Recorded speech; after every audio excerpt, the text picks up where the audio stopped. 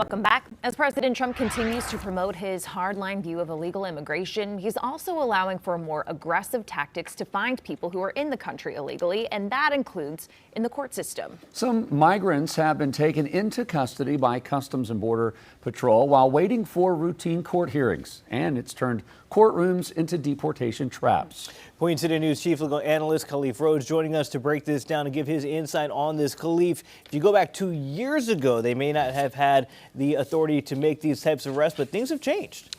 Understatement of the century, but this isn't the first time that these types of things have changed. I've said this a number of times when talking about immigration, and I'll repeat it a million times until folks get it. Statue of Liberty, New Colossus, the poem is sitting right there, and it meant something at one point, and it seems to have lost its muster. But give me your tired, your poor, your hurdled masses yearning to breathe free. And if you want to add today's rendition, and then I'll deport them. And then I'll remove them. And then I'll have them running and being scared. I mean, we've seen images the last couple of days here in Charlotte and all around the country of people trying to figure out what tomorrow looks like, right in the middle of trying to run from their life from mass agents jumping out of unmarked cars. And so you said that, yes, this is something 2 years ago that wouldn't have happened. This is something that came about in the 90s, and this is for typically a port of entry. And then in the early 2000, 2020, 2025, it's been brought back. But 2022 is when it was re-implemented, where that port of entry request for you to deny and expedite a person's removal instantly without a hearing, without any type of due process, was now taken just from the port and placed everywhere. And that's what's happening right now. And so what we're seeing in these locations are people that are trusting the process, that when they said, hey, if you come to this country and do the things you're supposed to do, and you come to a hearing and are there like you are supposed to, you'll get your day in court. The government is instantly requesting that these cases be dismissed. And then when the folks walk out of the courtroom, there are agents there to collect them. So if we talk about an erosion of trust, if I receive a letter that's telling me, hey, you have to come to court, the likelihood of me listening to that letter has now been diminished because I know my friend went to court and he didn't come back. Those are the types of things that happen with this. Now, if the expectation is to do the greatest deportation in American history, it's successful. But there are secondary effects. The secondary effects is that when people get documents from court that demand and request them to do something, they may choose to ignore them.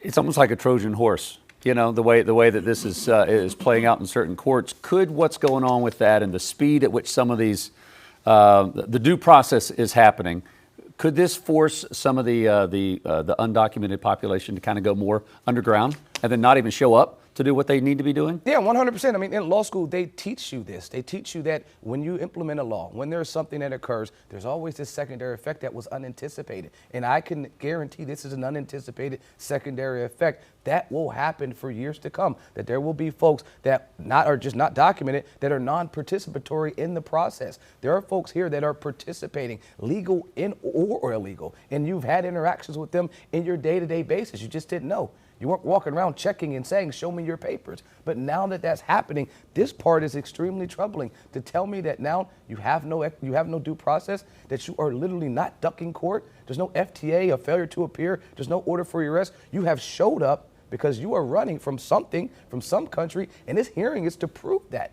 You're seeking asylum. This isn't a person that jumped over a fence because they just felt like it. Most of the people at these hearings are at asylum-seeking hearings, and they're saying, nope, we'll stop this. They don't have to prove anything. The person walks out, they're tackled, they're shackled, and they're removed. Well, is there any recourse for this if they could prove I'm doing what you told me to do, but you arrested me anyway? Is there any solution to that? Or the approval process is in that room, and if that room is closed to them, that option, that due process is now removed. Your opportunity to have your day in court is now taken because you're thinking, hey, my case was just dismissed. Great, I don't have to do anything. Well, not so fast. Now you have been bumped up to this expedited service. You went from just standard service to a quicker service that typically would be utilized at the port of entry. And why would you want to use that at the port of entry? I just caught you coming in. I just saw you walking in. And now I don't need to give you due process. I know this person meets the standard and they should be expedited instantly.